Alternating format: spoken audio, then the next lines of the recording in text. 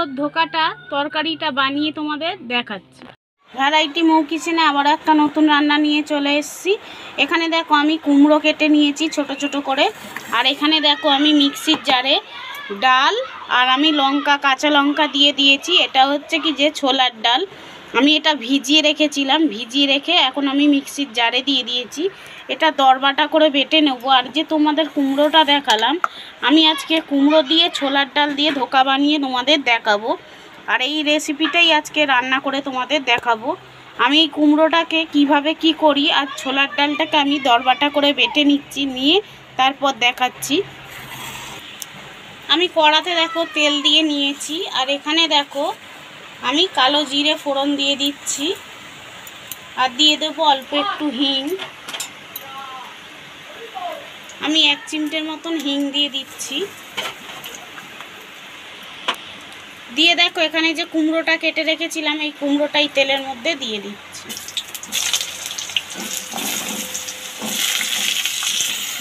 এখানে দেখো কুমড়োটা আমি দিয়ে দিয়েছি। আমি এখানে অল্প পরিমাণে নুন দিয়ে দিচ্ছি, আর দেবো একটু হলুদ গুঁড়ো। হলুদ গুঁড়ো অল্প একটু দিয়ে দিলাম, আর দিয়ে দিচ্ছি একটু লঙ্কার গুঁড়ো। দিয়ে এটাকে ভালো করে ভেজে নেব, নিয়ে তারপর তোমাদের কুমড়োটা ততক্ষণ ভাজা হোক, আর আমি এটা ততক্ষণ পেস্ট করে নিচ্ছি দরবাটা করে। আমি এখানে আদাটা দিইনি, আমার কাছে আদা পেস্ট আছে বলে আমি আদা দিইনি। আমি এটাকে পেস্ট করে নিয়ে তারপর তোমাদেরকে দেখো। এখানে দেখো বন্ধুরা, কুমড়োটা আমি ভালো করে ভেজে নিয়েছি, তোমরা দেখতেই পাচ্ছ পুরো কিন্তু গলে গেছে। আর আমি এখানে ডালটাও বেটে নিয়েছি, দেখো মিক্সারে আমি ডালটাও বেটে নিয়েছি। এখানে দেখো আমি আলু ঠাসা একটা দিয়ে আমি এটা আরও ভালো মিক্স করে, এখানে দেখো বন্ধুরা আমি আলু ঠাসাটা দিয়ে ভালো করে কুমড়োটাকে আরও একটু গলিয়ে নিয়েছি, দেখতে পাচ্ছ। এখানে কিন্তু এবারে আমি এই যে ছোলার ডালটা ভিজিয়ে বেটে নিয়েছি, আমি এটা এর মধ্যে দিয়ে দিচ্ছি। এখানে দেখো বন্ধুরা আমি 1 চিমটের মতন চিনি নিয়ে নিয়েছি, এই চিনিটার মধ্যে দিয়ে দিচ্ছি। এখানে দেখো আমি পরিমাণ মতো নুন দিয়ে দিচ্ছি, যেহেতু কুমড়ো ভাজাটাতেও নুন দিয়েছিলাম। দিয়ে দিচ্ছি অল্প একটু লঙ্কার গুঁড়ো, দিয়ে দিচ্ছি অল্প একটু হলুদ গুঁড়ো, দিয়ে আমি এটাকে ভালো করে নেড়ে নেব, নিয়ে ভেজে নিয়ে তারপর তোমাদের দেখাবো। এখানে দেখো এটা ভালো করে আমি করে নিয়েছি, ভেজে নিয়েছি। পুরটাকে আমি এই থালার মধ্যে দিয়ে দেবো, এবারে নাবিয়ে নিয়ে তারপর তোমাদেরকে দেখাচ্ছি। এখানে দেখো বন্ধুরা আমি নাবিয়ে নিয়েছি, নিয়ে এরকমভাবে বিছিয়ে নিয়েছি। এই জিনিসটা ঠান্ডা হোক ততক্ষণ আমি কড়াইয়ে অন্য কিছু করে নিই। আমি দেখো ধোকাটা ঠান্ডা হতে দিয়েছি, আর এখানে আমি কড়াই তেল দিয়ে দিয়েছি। আর এখানে দেখো আমি আলু নিয়েছি, আমি আলু দিয়ে ধোকা দিয়ে আজকে তরকারি করব, তাই আলুটা আমি ভেজে নিই ততক্ষণ ধোকাটা ঠান্ডা হোক। আমি আলুটা ভেজে নিয়ে তারপর তোমাদের দেখো। এখানে দেখো আমার ধোকাটা ঠান্ডা হয়ে গেছে, আর আমি এখানে আলুটাও ভেজে নিয়েছি। আমি এটাকে পিস পিস করে কেটে নেব।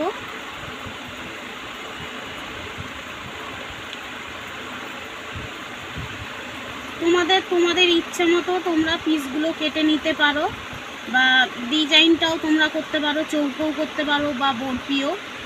এরকম করে কেটে নিচ্ছি আমি, দেখো।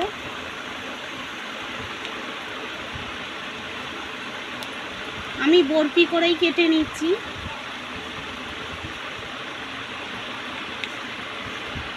কেটে নিয়ে আমি দেখাচ্ছি।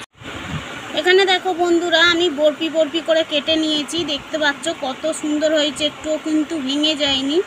তোমরা এইভাবে কিন্তু কুমড়ো ধোকা করে, তোমরা যারা কুমড়ো খায় না তাদেরকে একবার খাওয়ালেও তারা বুঝতেও পারবে না। আর যখন হাতের সামনে কিছু না থাকবে তখন কিন্তু এরকম কুমড়ো দিয়ে তোমরা ধোকা করে তোমরা রান্না করে খেতে পারো। এই কুমড়োর ধোকাটা একবার অন্তত রান্না করে খেয়ে দেখো, খুবই সুস্বাদু হয়। তাহলে এগুলো আমি ভাজতে চলে যাচ্ছি। আমি আলুটা ভেজে নিয়েছি, আমি আলুটা দেখিয়ে দিচ্ছি। দেখো বন্ধুরা এরকম লাল লাল করে আমি আলুটাকে ভেজে নিয়েছি, আর এই কড়াতেই এই তেলের মধ্যেই আমি এই ধোকাগুলো ভেজে নেব একটা করে।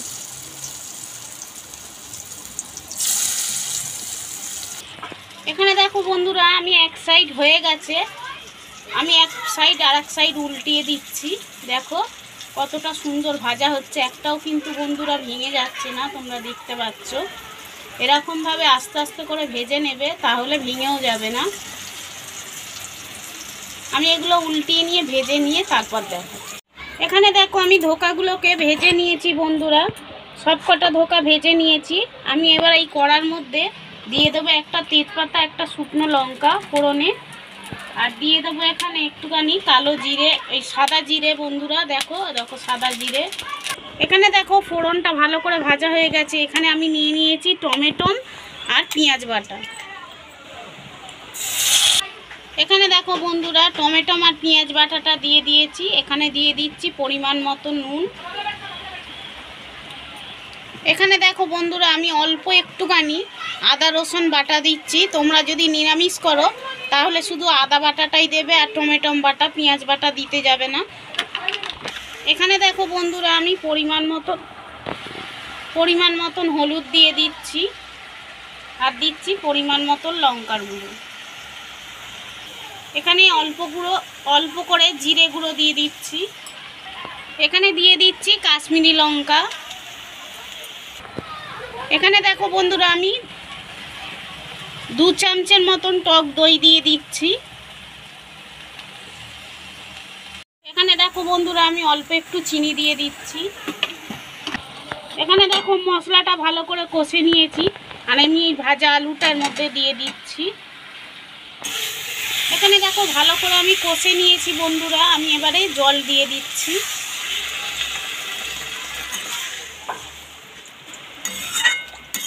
আমি পরিমাণ মতন জল দিয়ে নিচ্ছি, যেহেতু আলুটা ভাজা আছে আর ধোকাগুলো দেওয়ার মতন আমি জল দিয়ে নিচ্ছি।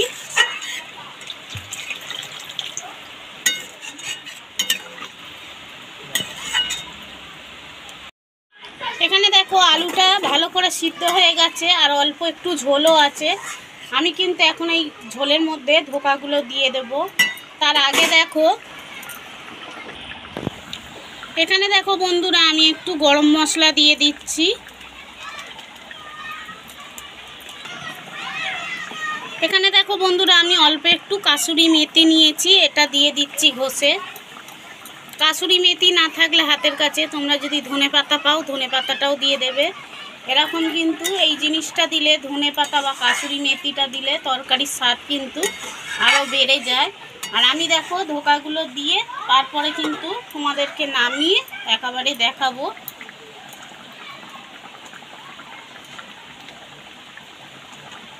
আর আমি একটু নামাবার আগে আমি অল্প একটু ঘি দিয়ে দেবো এতে।